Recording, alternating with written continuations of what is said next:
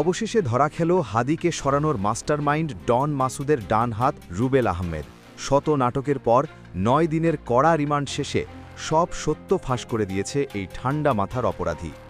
আদালতে দাঁড়িয়ে প্রথমে সাধু সাজার চেষ্টা করলেও পুলিশের জেরার মুখে আর টিকে থাকতে না পেরে গড় গড় করে উগরে দিয়েছে সব গোপন তথ্য।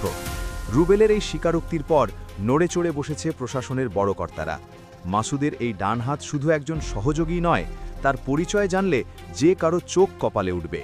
কে এই রুবেল, আর তার পেট থেকে বেরিয়ে আসা তথ্যে কোন কোন রাঘব বোয়ালের মুখোশ খসে পড়ল, চলুন সেসব গোপন তথ্যই দেখে নেওয়া যাক আজকের আমাদের এই বিশেষ রিপোর্টে। এতদিন যারা পর্দার আড়ালে থেকে কলকাঠি নাড়ছিল এবং প্রশাসনের চোখে ধুলো দিয়ে রাজার হালে ঘুরছিল, তাদের দিন এবার ফুরিয়ে এসেছে। রুবেল আহমেদ নামের এই লোকটি নিজেকে খুব শেয়ানা মনে করত। সে ভেবেছিল পুলিশের চোখ ফাঁকি দিয়ে সে আজীবন পার পেয়ে যাবে, কিন্তু সে ভুলে গিয়েছিল যে ওস্তাদের মার শেষ রাতে। গত ২১ জানুয়ারি ২০২৬ তারিখের গভীর রাতের ঘটনা। কেরানীগঞ্জের আটি নয়াবাজার এলাকায় রুবেল তার গোপন ডেরায় বেশ আয়েসেই ছিল। সে স্বপ্নেও ভাবেনি যে সিআইডির তুখোর অফিসাররা তাকে চারপাশ থেকে ঘিরে ফেলেছে। পুলিশ যখন তাকে খপ করে ধরে ফেলে, তখন সে এক অদ্ভুত নাটক শুরু করে দেয়। সে এমন একটা ভাব ধরে যেন সে ভাজা মাছটি উল্টে খেতে জানে না। পুলিশকে সে বারবার বোঝানোর চেষ্টা করে যে আপনারা ভুল মানুষকে ধরেছেন। রুবেল বলে, আমি তো একজন সাধারণ চাকরিজীবী ভাই, আমি আদাবরে থাকি, আমার সাথে কোনো অপরাধের সম্পর্ক নেই। তার এই কান্না ভেজা অভিনয় দেখে যে কেউ ধোঁকা খেয়ে যেত। মনে হচ্ছিল যেন সে দুনিয়ার সবচেয়ে নিরীহ মানুষ। কিন্তু পুলিশ তো আর কাঁচা কাজ করে না, তারা আগে থেকেই সব হাঁড়ির খবর নিয়ে মাঠে নেমেছিল। রুবেলকে যখন আদালতে তোলা হয়, তখনও তার মুখে ছিল সেই একই বুলি। সে বিচারকের সামনে নিজেকে নির্দোষ দাবি করে মায়া কান্না শুরু করে দেয়। কিন্তু তার এই কুমিরের কান্না বেশিক্ষণ টেকেনি। আদালত যখন তাকে রিমান্ডে পাঠানোর আদেশ দেয়, তখন তার চেহারার রং ফ্যাকাশে হয়ে যায়। এরপর শুরু হয় আসল অ্যাকশন। টানা ২ দফায় মোট ৯ দিন তাকে পুলিশের বিশেষ মেহমানদারিতে রাখা হয়। আর এই ৯ দিনের কড়া ধোলাইতে কাজ হয়েছে জাদুর মতো। পুলিশের জেরার মুখে তার সব বাহাদুরি আর গলাবাজির নিমিষেই চুপসে যায়। গত ৩১ জানুয়ারি ২০২৬ রোজ শনিবার সে যখন আবার আদালতে আসে, তখন সে আর আগের সেই রুবেল নেই। রুবেল তখন সোজা তোতা পাখির মতো সব স্বীকার করতে শুরু করে। ১৬৪ ধারায় জবানবন্দিতে সে যা বলেছে তা শুনে আদালতের উপস্থিত সবাই চমকে গেছেন। সে নিজের মুখে স্বীকার করেছে যে হাদিকে পৃথিবী থেকে সরিয়ে দেওয়ার মিশনে সে ছিল অন্যতম প্রধান কারিগর এবং মাসুদের সব অপকর্মের সঙ্গী। এখন প্রশ্ন হল, এই রুবেল আসলে কে এবং তার খুঁটির জোর মূলত কোথায়? আর তদন্ত করতে গিয়ে বেরিয়ে এসেছে এক পিলে চমকানো তথ্য। এই রুবেল কোনো সাধারণ ছিচকে মাস্তান নয়। সে হলো সাবেক ছাত্রলীগ সাধারণ সম্পাদক গোলাম রাব্বানির জিগরি দোস্ত বা অত্যন্ত ঘনিষ্ঠ বন্ধু। এই সেই গোলাম রাব্বানি যার নাম শুনলেই চোখের সামনে ভেসে ওঠে জাহাঙ্গীরনগর বিশ্ববিদ্যালয়ের কোটি টাকার কেলেঙ্কারির কথা। ভিসি ফারজানা ইসলামের কাছে ঈদ সালামির নামে ৪ থেকে ৬% কমিশন দাবি করে যে নেতা নিজের গদি হারিয়েছিল, এই রুবেল হল সেই নেতারই ছায়াসঙ্গী। শুধু তাই নয়, গোলাম রাব্বানির বিরুদ্ধে ভুয়াভাবে এমফিলে ভর্তি হয়ে ছাত্রত্ব টিকিয়ে রাখা এবং টাকার বিনিময়ে পদবাণিজ্য করার মতো জঘন্য সব অভিযোগ আছে। এমন একজন দুর্নীতিবাজ নেতার সাথে যার ওঠা বসা, তার চরিত্র যে ফুলের মতো পবিত্র হবে না তা তো বোঝাই যায়। রুবেল এতদিন এই হাই প্রোফাইল রাজনৈতিক পরিচয় ব্যবহার করেই পার পেয়ে আসছিল। সে ভেবেছিল তার বড় ভাইয়েরা তাকে সব বিপদ থেকে উদ্ধার করবে। কিন্তু রিমান্ডের ঘরে যখন পুলিশ তাকে সাইজ করা শুরু করে, তখন আর কোনো বড় ভাই তাকে বাঁচাতে এগিয়ে আসেনি। রুবেলের এই পতন প্রমাণ করে যে পাপের ঘোড়া পূর্ণ হলে তা ভাঙবেই। রুবেলের জবানবন্দি থেকে জানা যায় এক হাড় হিম করা মাস্টার প্ল্যানের কথা। হাদিকে সরানোর ছক কিন্তু ২-১ দিনের নয়। আজ থেকে ঠিক ৬ মাস আগে এই নীল নকশা তৈরি করা হয়েছিল। আর এই পরিকল্পনার জন্য তারা বেছে নিয়েছিল বিদেশের নিরাপদ মাটি। তারিখটা ছিল ২০২৫ সালের ২১ জুলাই। শুটার মাসুদ ঢাকা থেকে বিমানে চড়ে সোজা চলে যায় সিঙ্গাপুরে। সেখানে আগে থেকেই ঘাপটি মেরে বসেছিল সাবেক মন্ত্রী জাহাঙ্গীর কবির নানক, মিরপুরের ত্রাস ইলিয়াস মোল্লা এবং কাউন্সিলর বাপ্পি। সিঙ্গাপুর আর মালয়েশিয়া বর্ডারের এক আলিশান ৫ তারকা হোটেলে তারা সবাই মিলিত হয়। ২১ জুলাই থেকে ২৬ জুলাই পর্যন্ত টানা ৫ দিন ধরে চলে তাদের সেই শয়তানি বৈঠক। এসি রুমের ঠান্ডা হাওয়ায় বসে তারা ঠিক করে যে কিভাবে হাদিকে আমাদের মাঝ থেকে চিরতরে বিদায় করে দেবে। কারণ হাদি তাদের দুর্নীতির সাম্রাজ্যে আঘাত করেছিল এবং তাদের অন্যায়ের প্রতিবাদ করত, তাই তাকে সরিয়ে দেওয়াটাই ছিল তাদের একমাত্র লক্ষ্য। মানুষের জীবনের দাম তাদের কাছে ছিল মাত্র ৫৫ লাখ টাকা। হ্যাঁ, রুবেলের তথ্যে জানা গেছে এই অপারেশনের বাজেট ছিল ৫৫ লাখ টাকা। সিঙ্গাপুরের মিটিং শেষে যখন মাসুদ দেশে ফিরে আসে তখন তার সন্তানের নামে ব্যাংকে ৫৫ লাখ টাকার এফডিআর খোলা হয়। তদন্তে এখন দিনের আলোর মতো পরিষ্কার যে এই টাকাই ছিল হাদিকে সরানোর পুরস্কার। টাকার লোভে অন্ধ হয়ে মাসুদ এবং তার দলবল এই জঘন্য কাজটি করতে একবারও বুক কাঁপায়নি।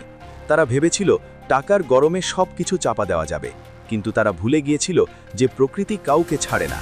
রুবেলের স্বীকারোক্তি সেই সত্যকে আবার সামনে নিয়ে এসেছে এবং তাদের মুখোশ খুলে দিয়েছে। এবার আসা যাক শুটার মাসুদের কথায়। এই ধূর্ত লোকটা এতদিন ধরে প্রযুক্তির খেলা দেখিয়ে সবাইকে বোকা বানাচ্ছিল। দুবাইয়ের শারজাহাতে বসে সে যেসব ভিডিও বার্তা দিত তা ছিল পুরোটাই ভুয়া এবং সাজানো নাটক। সে ভিপিএন বা ভার্চুয়াল প্রাইভেট নেটওয়ার্ক ব্যবহার করে তার লোকেশন পাল্টে ফেলত। কখনো দেখাতো সে সিঙ্গাপুরে আছে, কখনো থাইল্যান্ডে, আবার কখনো দুবাইতে। ভিডিওতে সে জানালার পর্দা টেনে এবং পেছনে সাদা দেওয়াল রেখে কথা বলতো, যাতে কেউ বুঝতে না পারে সে আসলে কোথায় আছে। মাসুদ ভেবেছিল ইন্টারনেটের জাদুকরি দেখিয়ে সে সবাইকে বোকা বানাবে আর আজীবন ধরাছোঁয়ার বাইরে থাকবে। কিন্তু রুবেল ধরা পড়ার পর তার সেই জারিজুরি শেষ। গোয়েন্দারা এখন নিশ্চিত যে মাসুদ কোনো আরব দেশে নেই। তবে সে আসলে ঠিক কোথায় লুকিয়ে আছে সেই খবরটা পুলিশ এখনই কাউকে জানাচ্ছে না, কারণ পুলিশ চায় না মাসুদ আগেভাগে টের পেয়ে আবার নতুন কোনো ফন্দি আঁকুক বা পালিয়ে যাক। সোজা কথায় পুলিশ এখন চুপচাপ আছে যাতে শিকার হাতছাড়া না হয়। তবে মাসুদের আসল ঠিকানা এখন পুলিশের হাতের মুঠোয়। তারা শুধু সঠিক সময়ের অপেক্ষায় আছে তাকে খপ করে ধরার জন্য। তার এতদিনের সব চালাকি আর কোনো কাজে আসবে না। রুবেলের এই স্বীকারোক্তি হাদি মামলার তদন্তে এক বিশাল বাজিমাত। এতদিন যারা পর্দার আড়ালে থেকে কলকাঠি নাড়ছিল তাদের নাম এখন সবার মুখে মুখে। রুবেল যেহেতু মাসুদের ডান হাত, তাই তার কাছে মাসুদের প্রতিটি পদক্ষেপের খবর ছিল। ৯ দিনের রিমান্ডে পুলিশ তাকে এমনভাবে সাইজ করেছে যে সে আর কোনো তথ্য পেটে রাখতে পারেনি। এখন মাসুদের সেই ডিজিটাল ভণ্ডামি আর কাজে আসবে না। প্রশাসন যদি এখনই অ্যাকশনে যায় তাহলে মাসুদকে দেশে ফিরিয়ে আনা সময়ের ব্যাপার মাত্র। জনগণ এখন দেখতে চায় এই ঠান্ডা মাথার শয়তানদের পরিণতি কি হয়। দেশের মানুষ এখন তাকিয়ে আছে এই নাটকের শেষ দেখার জন্য। যারা টাকার গরমে আর ক্ষমতার দাপটে মানুষের জীবন নিয়ে খেলেছে তাদের উচিত শিক্ষা হওয়া দরকার। রুবেল ধরা পড়ার পর বাকিরা হয়তো এখন ভয়ে কাঁপছে। তারা ভাবছে এই বুঝি পুলিশ এলো।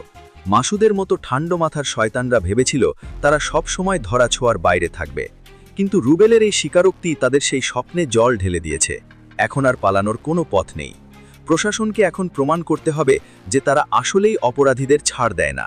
মাসুদের মতো ক্রিমিনালরা যাতে আর কোনোদিন মাথা তুলে দাঁড়াতে না পারে, এখন তার ব্যবস্থা করতে হবে।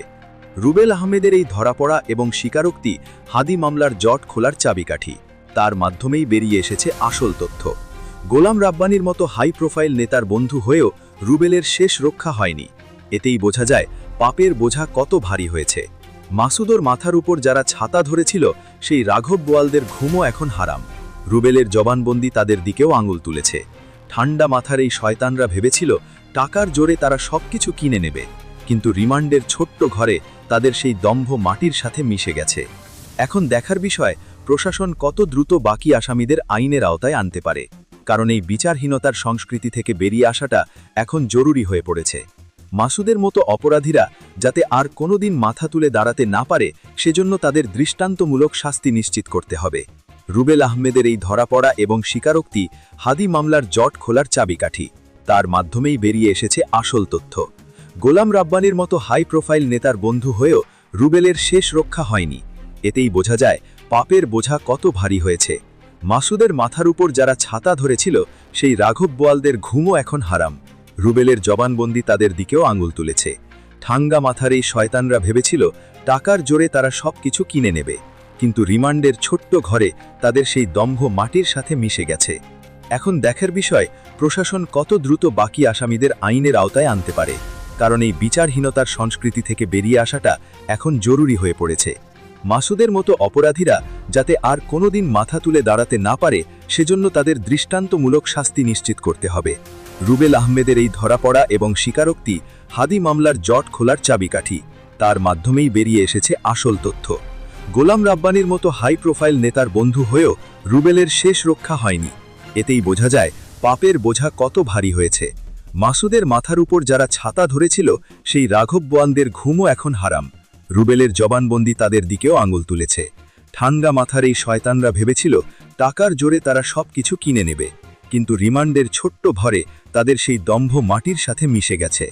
এখন দেখার বিষয় প্রশাসন কত দ্রুত বাকি আসামিদের আইনের আওতায় আনতে পারে, কারণ এই বিচারহীনতার সংস্কৃতি থেকে বেরিয়ে আসাটা এখন জরুরি হয়ে পড়েছে। মাসুদের মতো অপরাধীরা যাতে আর কোনোদিন মাথা তুলে দাঁড়াতে না পারে, সেজন্য তাদের দৃষ্টান্তমূলক শাস্তি নিশ্চিত করতে হবে। রুবেল আহমেদের এই ধরা পড়া এবং স্বীকারোক্তি হাদি মামলার জট খোলার চাবিকাঠি। তার মাধ্যমেই বেরিয়ে এসেছে আসল তথ্য। গোলাম রাব্বানির মতো হাই প্রোফাইল নেতার বন্ধু হয়েও রুবেলের শেষ রক্ষা হয়নি। এতেই বোঝা যায় পাপের বোঝা কত ভারী হয়েছে। মাসুদের মাথার উপর যারা ছাতা ধরেছিল, সেই রাঘব বোয়ালদের ঘুমও এখন হারাম। রুবেলের জবানবন্দি তাদের দিকেও আঙুল তুলেছে। ঠান্ডা মাথার এই শয়তানরা ভেবেছিল টাকার জোরে তারা সবকিছু কিনে নেবে, কিন্তু রিমান্ডের ছোট্ট ঘরে তাদের সেই দম